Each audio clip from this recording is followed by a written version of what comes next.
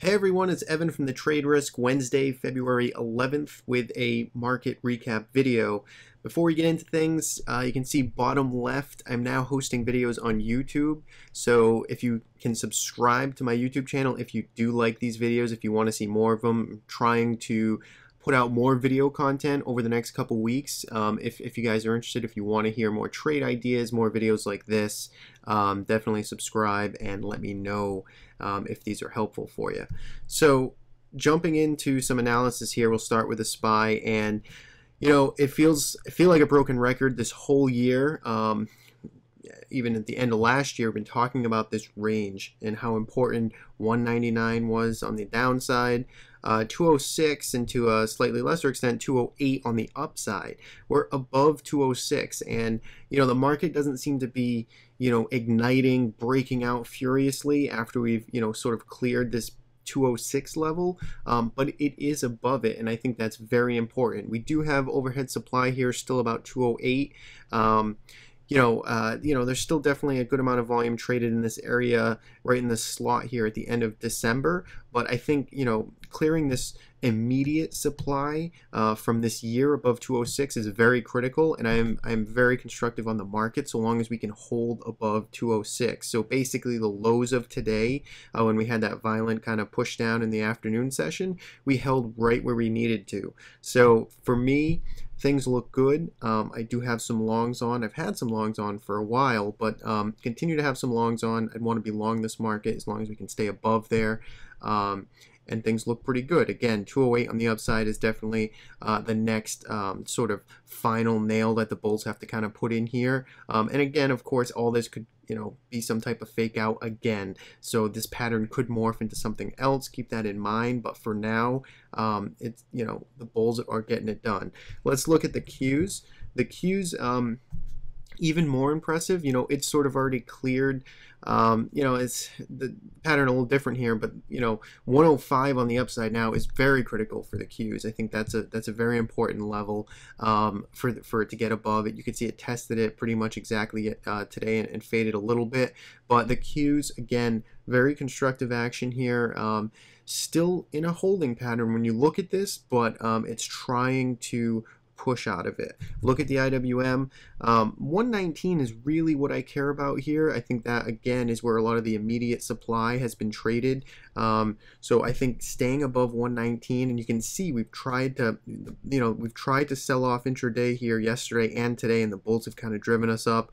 A slightly, you know, a flat close, slightly red today. So you know, nothing too exciting. Again, 120.50 still have more overhead supply to contend with, but I think you want to be poised here and ready to take advantage of a potential breakout.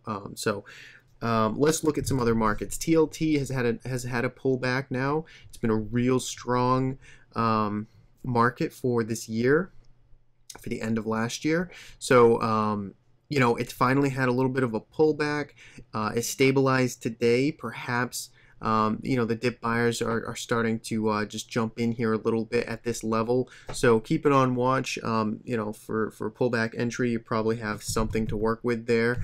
USO, so we had a nice bounce on it going sideways. So, you know, I think between 20 and 1850, today's lows is a little range maybe that we can start to go sideways for. And if we can hold these lows that we made today, I think that is, you know, a first step in being constructive. But I think you still need to be pretty tactical here. Long-term downtrend is down, and you know, you can still definitely trade the shorter time frames here. So there is something out of there. And while we're on oil, we'll talk about Russia real quick.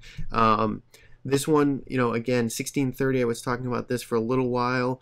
That was the breakout level I wanted to see. We are holding above it, so in my mind, I think Russia, you can own this here for some action higher. You know, again, damaged chart in the long term, but I think you know, could set up a nice trade with some clear levels, some clear stops below 16 and a quarter or so. Natural gas. Back to some of these commodities. Natural gas, a nice bounce today, 5%. This was a important level. We had talked about it last recap, 14 and a quarter, 14.30. You know, that was the level we needed to see taken back by the bulls, and I think we got that today. Again, still a damage chart. You need to be tactical in all these names, but it looks like the bulls are trying to squeeze it up here. It looks like perhaps, this last week of action trading below this level could have just been a false breakdown and kind of just shake out the last of these bulls in here as they were buying support. Really took them to the cleaners down here, and now perhaps it can start to move up and eventually start to head back up here, eventually challenge this gap. But again, you got to be tactical, but it looks like there's some action there if you're on the shorter term time frames. Now gold had a nice run coming into this year. It's giving some of it back now, which could still be seen as constructive depending on how you're looking at it. We'll say you got a little bit of a gap, like an island topping gap here. I don't know if it's so textbook, but it is pretty interesting to note that you had about 2.5 weeks, no, 3 weeks of trading up here.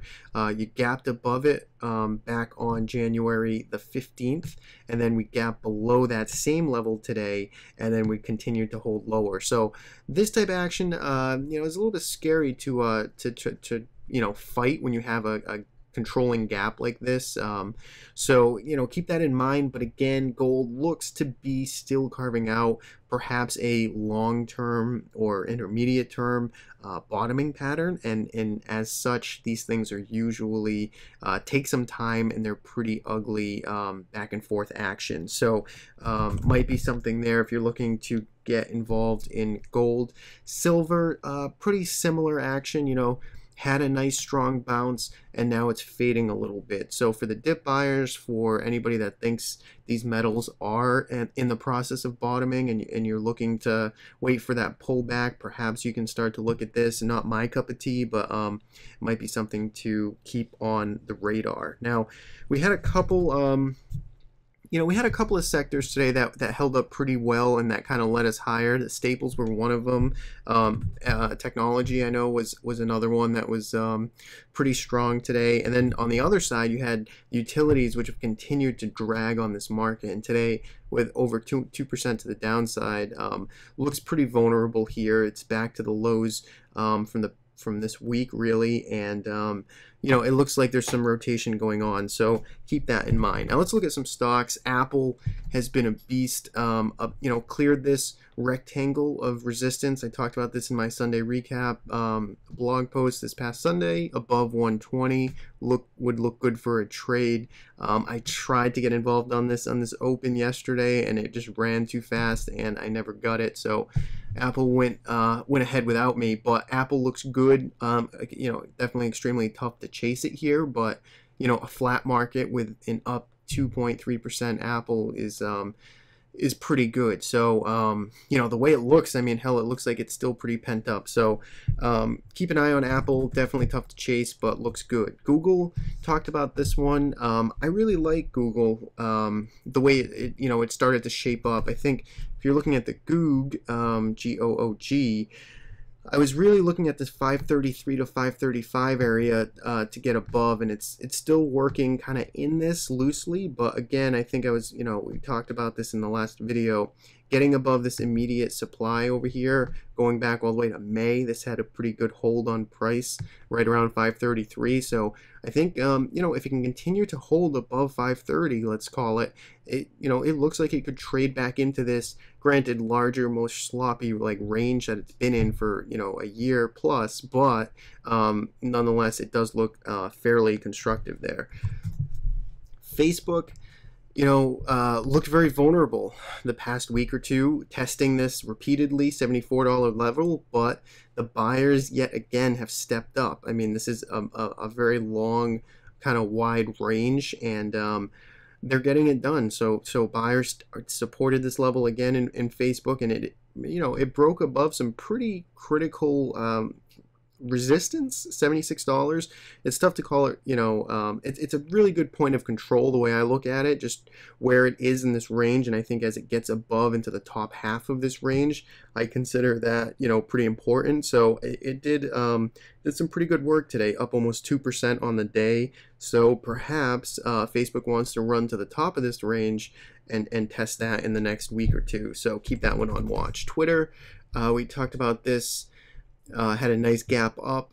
Yesterday had a nice, fade, basically retested the lows, retested this gap, and it looks like it held for now.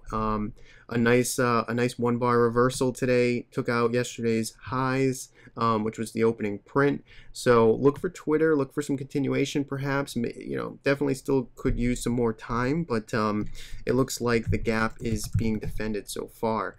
Amazon, another one that came off strong from earnings, continues to work itself higher. Bulls really strong here. There's a lot of pent-up buying up here, so this one still looks good. It could use more time. It's tough to chase, but continues to look good. Tesla, let me see here. I don't know. I think it's reporting after hours. I don't think it's reported yet. I just checked the price, and it looks like it's still perhaps halted or at the close price. So I don't know too much about that. I think, going into the earnings that are probably out right shortly after recording this, really needs to get above this 218 level, which, obviously earnings can definitely catapult this. So I think on the upside though, 220, 218, getting above this, kind of negating, or I don't know if this full head and shoulders pattern here actually played itself out. It doesn't look like it, but getting back above 220, all these recent highs, I think would be very important, constructive for Tesla. On the downside, this immediate 190 level looks pretty important, so keep that on watch. Into earnings, GoPro continues to be weak, broke down from this channel here. Had a nice little bounce back today, but again, you're still looking at a pretty damaged chart. The fast moving averages here are racing lower. You get some big support down here at 3750. Probably is some type of magnet that just wants to be tested, but regardless, it's still in a downtrend, needs more time. It's just something I really wouldn't want to be involved in one way or the other. Kind of the same camp here with Alibaba, same thing, $84, pretty critical support, probably a magnet that price wants to test to see what the action is down there. Underperformed today, big gap from earnings, still open here. That was barely barely got worked, barely got filled by the bulls. So this one is just another one that I wouldn't want to be involved in. Now FEYE, FireEye, this one's reporting, and looking at my screen, it looks like earnings are out, and it's trading right around 37.50 right now in the after hours. So it's about 4:15 Eastern time right now, if that's correct. That looks good. I mean, this has been a long basing pattern here. Take a look at this weekly chart. I think this really shows the picture. This is a real nice base. Granted, it came after a pretty harsh downtrend here for this second quarter in 2014, but this could really have some fuel behind it after it's been basing out for so long. So I wouldn't want to fade this move. I'd like it to I'd love it to open around $37 or so. I'd probably be interested on the long side in this name. A nice base, a nice breakout, so keep a watch on that. Now let's look at some setups going forward. ZTS. Yes, I'll talk my book at the beginning of this, these few setups, because I am involved in this one. Got involved in it today, had earnings yesterday, responded favorably, nice consolidation, breakout. I took some home long, so I'm going to look for this to continue. Still relatively actionable, a little bit of a chase, but it still could move. FMC, another one I'm back involved in. We caught this move right around 59.80, got a lot of this pop, sold into it, let it consolidate, and now we're back involved in it today. Looks like it might be ready to move again. I like that it took out yesterday's highs. Still not super convinced, but again, outperformed a little bit on the day today, so I'm going to see if that can continue tomorrow. Keep that on watch for you guys that are still looking for a little bit more, maybe above 62.25, 62.50. That this one could start to really move again. NWL, this one had a little bit of a breakout today. Still pretty actionable, but 38.25, 38.30 was the level I was watching. Closed pretty good today. Not quite all-time highs. Let's see. Yeah, no, not all-time highs at all. But looks pretty good here in the short term. So that one's a good one to have. United Therapeutics, UTHR.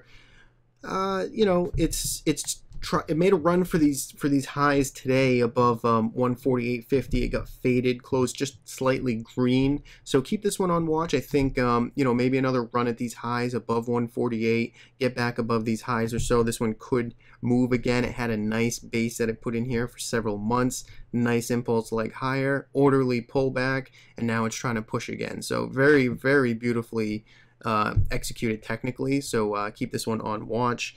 CLH is another one, $50. You can check earnings on this. I think it's coming up, if I'm not mistaken, but a nice base that's been in place now for a couple of months, so above $50. That one looks good. SINA, this is another one here that's been basing out pretty nicely, basically above today's highs, 31.50, 31.60. This one could start to move higher. I don't know when the earnings are, so you want to check that out.